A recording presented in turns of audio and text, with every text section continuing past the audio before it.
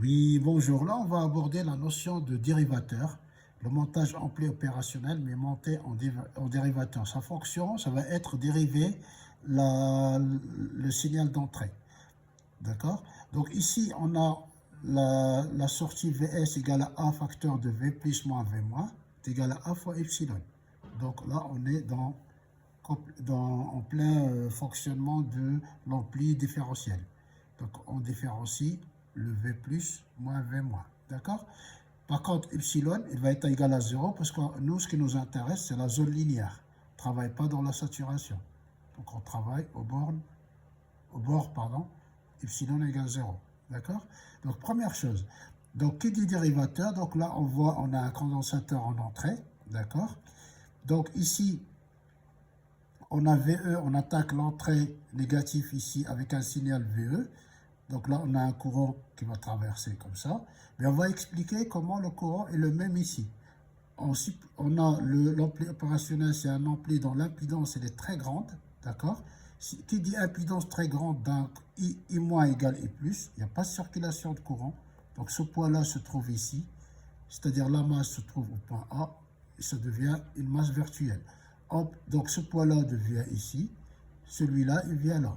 Donc on trouve ici VE dans ce sens, le courant dans ce sens, donc la convention est respectée. Par contre ici, si ce point-là vient là, on a la tension Vs et le courant I dans le même sens. Donc là, on va voir un signe moins. Ok? Donc ce qu'il faut retenir, c'est que l'impédance très grande, pas de circulation de courant, tout de suite, la masse ici vient ici virtuelle. Ok? Donc le courant ne passe plus par là, il va traverser cette branche. C'est pour ça qu'on a le même courant dans cette branche. D'accord? Qui dit même courant, donc j'aurai deux équations en gros. Donc ici, on a VE, vous voyez, avec la masse ici, VE est égal à la tension UC. Ok? Vs, comme j'ai dit la masse là, donc Vs égale à moins R fois I. Comme le courant est le même, d'accord? Donc le courant est le même, on sait que l'intensité dans un condensateur, c'est dV sur dt, donc c'est DUC sur dt, moins R, d'accord? Donc ici, Vs est égal à moins R, c'est dVE sur dt, d'accord? Voilà. Donc là, on fait rentrer un signal VE et on récupère en sortie sa dérivation, d'accord? La dérivation. Donc du coup, ici, pour expliquer la finalité, donc, application typique, hein, en maths, on a x de t, la position, d'accord, d'un mobile ou d'un objet, d'accord. Si on dérive la position, on trouve la vitesse, d de x sur dt. Si on redérive une deuxième fois, on trouve l'accélération, d'accord.